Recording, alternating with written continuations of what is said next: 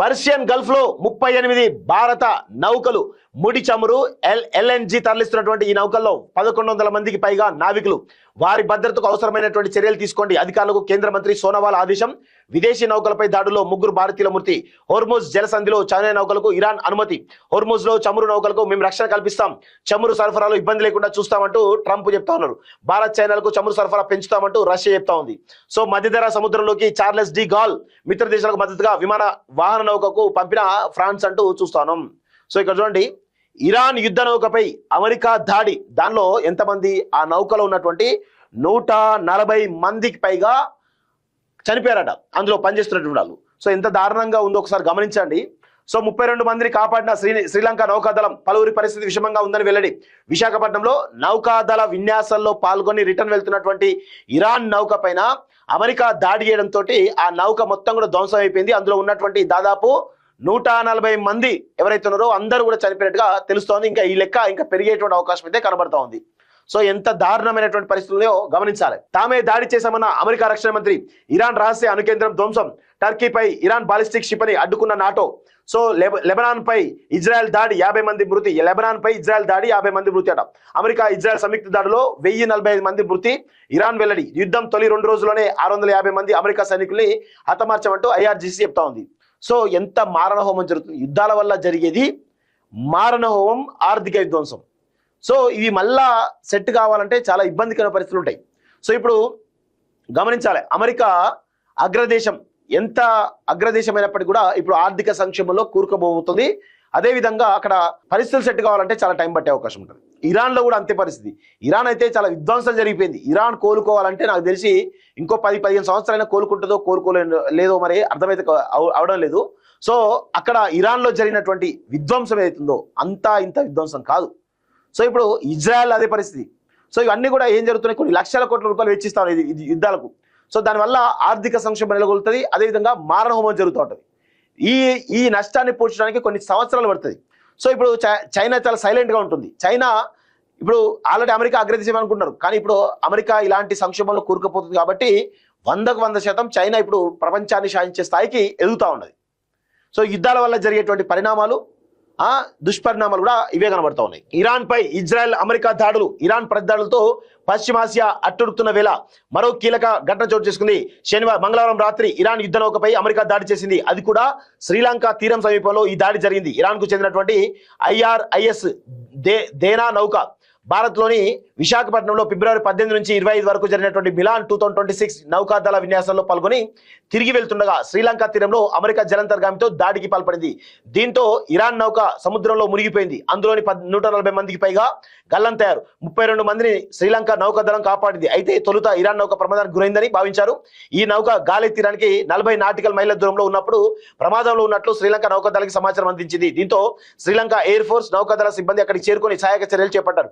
నీటి ప్రవాహంలో కొట్టుకుపోతున్నటువంటి దాదాపు 32 మందిని కాపాడారు. వారు తీవ్రంగా గాయపడడంతో ఆసుపత్రికి తరలించి చికిత్స అందిస్తున్నారంటూ చూస్తున్నాం. సో ఇదంతా పరిస్థితి కనబడుతూ ఉంది. ఆఖరి మజిలీ గత నెల IFR మిలాన్ 2026 లో పాల్గొని వచ్చిన ఇరాన్ నావీ బృందం. ఈ నావీ బృందం వచ్చిందట విశాఖ ఇంటర్నేషనల్ పరేడ్ లో పాల్గొన్నటువంటి ఇరాన్ నావీ బృందం. సో ఈ నావీ బృందం తిరిగి వెళ్తున్నట్టు క్రమంలో శ్రీలంకకు అతి సమీపంలో సో ఈ దాడులు చేసినట్టుగా తెలుస్తోంది. అమెరికా జలంతర్గామి దాడులు చేసినట్టుగా చాలా స్పష్టంగా అర్థమవుతోంది. చిన్న ఆయుధంతో అమెరికాకు దెబ్బ. ఇరాన్ వ్యూహాత్మక యుద్ధం. చౌకైన షాహిద్ డ్రోన్లతో అమెరికా స్థావరాలపై దాడి. వాటిని అడ్డుకునేందుకు అమెరికాకు భారీగా ఖర్చు. వేల కొద్ది వాడేయడంతో అమెరికా మిత్ర దేశాల వద్ద తగ్గిపోతున్న ఆయుధ నిల్వలు. ఆయుధ కొరత నిజమేనన్న పెంటగాన్ నివేదిక లీక్. రక్షణ ఉత్పత్తుల కంపెనీలతో భేటీకి అన్న ట్రంప్. అమెరికా నిఘా ఆయుధ పట్టుపై దాడి. ఖతార్ ఎయిర్ బేస్ లోని AN/FPS 132 రాడార్ వ్యవస్థ ధ్వంసం. ఇరాన్ కొత్త సుప్రీం లీడర్ ముస్తఫా ఖమేనీ. మీడియాలో ఊహాగానాలు నిజం కాదన్న ఇరాన్ సర్కారు. కొత్తగా ఎవరిని ఎన్నుకున్నా చంపేస్తామంటూ ఇజ్రాయెల్ చెప్తా ఉంది. సో ఒకసారి అమెరికాకు సంబంధించినటువంటి నిక్షేపాలు మొత్తం కూడా అయిపోయినట్ట. దాని గురించి ఒక్కసారి చూద్దాం క్లియర్గా. ఎంత దారుణంగా ఉంది పరిస్థితి ఒకసారి గమనిస్తే చాలా విషయాలు కూడా మనకు తెలుస్తాయి. అమెరికా ఆయుధ పట్టుపై దాడి అట. అల్ ఉదేద్ ఎయిర్ బేస్ పై దాడి జరిగినట్టు తెలిపే శాటిలైట్ చిత్రం. ఖతార్ అల్ ఉదేద్ ఎయిర్ బేస్ లోని రాడార్ వ్యవస్థ ధ్వంసం. వివిధ సైనిక విభాగాల మధ్య సమన్వయంపై తీవ్ర ప్రభావం. హోర్ముజ్ లోని వాణిజ్య నౌకలకు రక్షణ కల్పించలేమన్న అమెరికా అంటూ చూస్తాను. అమెరికా ఇజ్రాయెల్ దాడులతో కాకావికలం అవుతున్నటువంటి ఇరాన్ ఒక్క క్షిపణితో అమెరికా నిఘా ఆయుపట్టు దెబ్బతీసింది. ఖతార్లోని అల్ ఉదేద్ అమెరికా స్థానిక స్థావరంలో ఉన్నటువంటి కీలకమైనటువంటి AN/FPS 132 ఫేజ్డ్ అర్రే రాడార్ వ్యవస్థను బుధవారం ధ్వంసం చేసింది. ఇది అమెరికాకు పెద్ద దెబ్బగా భావిస్తున్నారు. ఇరాన్ ఒకే సముద్రంలో ప్రయోగించిన 2 క్షిపణుల్లో ఒక దానిని రక్షణ వ్యవస్థ అడ్డుకుందని, కానీ రెండో క్షిపణి మాత్రం రాడార్ వ్యవస్థను ఢీకొని పేలులు సృష్టించిందని ఖతార్ రక్షణ శాఖ వెల్లడించింది. సో అమెరికా లక్షల కోట్ల వ్యయంతో వివిధ ప్రాంతాల్లో ఏర్పాటు చేసిన రాడార్ నిఘా వ్యవస్థలను అనుసంధానం చేసి వాటన్నింటికి సమాచారం విశ్లేషించి వివిధ సైనిక విభాగాలకు అందించేలా అమెరికా అల్-ఉదైద్ స్థావరంలో 10,130 కోట్లతో ఫేజ్డ్ అర్రే రాడార్ ను ఏర్పరిచింది. అందుకే ఈ రాడార్ వ్యవస్థను అమెరికా నిఘాకు నాడి మండలంగా అభివర్ణిస్తారు. ఇప్పుడు ఈ వ్యవస్థ దెబ్బతినడంతో గల్ఫ్ ప్రాంతంలో అమెరికా పేట్రియాట్ థర్డ్ క్షిపణి రక్షణ వ్యవస్థలు పాక్షికంగా అంధకారంలో నెట్టేసినట్టని నిపుణులు చెబుతున్నారంటూ చూస్తారు. అంటే కీలకమైనటువంటి నిఘా వ్యవస్థ రాడార్ వ్యవస్థను మొత్తంగా ఇరాన్ పేల్చినట్టుగా, క్షిపణులు పేల్చినట్టుగా చాలా స్పష్టంగా అర్థం. ఇది అమెరికాకు పెద్ద దెబ్బగా అని తెలుస్తోంది. అమెరికాకు యుద్ధ నష్టం 18 లక్షల కోట్లు, దాడుల కోసం రోజుకు 6 నుంచి 7 వేల కోట్లు అంటూ చూస్తా ఉన్నాం. ఇరాన్ యుద్ధ నౌకపై అమెరికా దాడి అమెరికాకు పెద్ద దెబ్బ. అమెరికా మిత్ర దేశాల ఆయుధ నిల్వలు అరిగిపోయేలా ఇరాన్ వ్యూహాత్మక యుద్ధం, తక్కువ ఖర్చే షాహిద్ డ్రోన్లతో దాడులు అంటూ చూస్తా ఉన్నాం. సో ఈ దాడుల వల్ల అమెరికా కూడా భారీగా నష్టపోతుంది. అంటే బయటికేమో ఇరాన్లో పెద్ద ఎత్తున ఇరాన్ పైన దాడి చేస్తున్నారు. ఎవరు? వీళ్ళందరూ కూడా అమెరికా కానీ ఇజ్రాయెల్ కానీ ఇరాన్ పైన పెద్ద ఎత్తున దాడులు చేసి మారణహోమం సృష్టిస్తుంటే ఇరాన్ చాలా తెలివిగా ఈ యొక్క అమెరికాకు సంబంధించినటువంటి ఏవైతే రాడార్ వ్యవస్థలు ఉంటాయో, ఏవైతే కీలకమైనటువంటి సమాచార వ్యవస్థలు ఉంటాయో వాటిపైన దాడులు చేసి ఆ యొక్క సమాచార వ్యవస్థను కూడా మొత్తం కూడా కొలాప్స్ చేస్తున్నట్టుగా అర్థమవుతుంది. సో ఇది ఒక రకంగా అమెరికాకు ఇబ్బందికరమైన పరిస్థితి. లక్షల కోట్లతో నిర్మించినటువంటి ఈ యొక్క ఎయిర్ బేస్లను కూడా ధ్వంసం చేస్తున్నారంటే అంత ఆషామాషి విషయం కాదు. సో ఏమిటి షాహిద్ ఆత్మాహుతి డ్రోన్లు?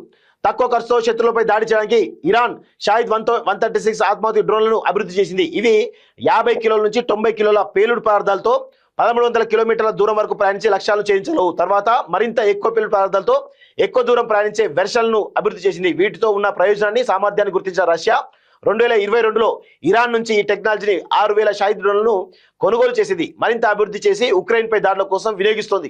రష్యా ఉక్రెయిన్ పై ఇప్పటి వరకు 57,000కు పైగా ఇలాంటి డ్రోన్లను ప్రయోగించింది అంటూ సమాచారం. పొరపాటున సిరియాలో పడినటువంటి అమెరికా క్షిపణి అంటూ చూస్తారు. ఇది పేర్లేదట. సౌదీలోని మహమ్మద్ సల్మాన్ ఎయిర్ బేస్ పై ఇరాన్ దాడి. ఈ విధంగా అంటే అమెరికా ఎంత నష్టపోయిందో ఇటు ఇరాన్ చాలా పెద్ద ఎత్తున నష్టపోయింది. మారణ హోమాలు జరిగినాయి, అక్కడ ఉన్నటువంటి క్షిపణి వ్యవస్థలపై దాడులు జరిగినాయి, అక్కడ ఉన్నటువంటి అన్ని బిల్డింగ్ల పైన కూడా పార్లమెంట్ పైన దాడులు జరిగినాయి. సో ఇప్పుడు ఇరాన్ కూడా అంతే ఎత్తున సరే మారణహోమం చేయనప్పటికీ కూడా ఎక్కడెక్కడైతే అమెరికా కీలకమైన వ్యవస్థలు ఉన్నాయో వాటన్నిటిపైన దాడులు చేసినట్టుగా చాలా స్పష్టంగా అర్థమవుతోంది. పౌర తిరుగుబాటుకు ప్లాన్ అట. ఇరాన్ లో ప్రభుత్వంపై ప్రజలు తిరగబడేలా అమెరికా వ్యూహం. కుర్దీప్ గ్రూప్లను రెచ్చగొట్టే ప్రణాళిక అంటూ చూస్తున్నాం. సో యుద్ధం సంగతి మోడీకి తెలియదట.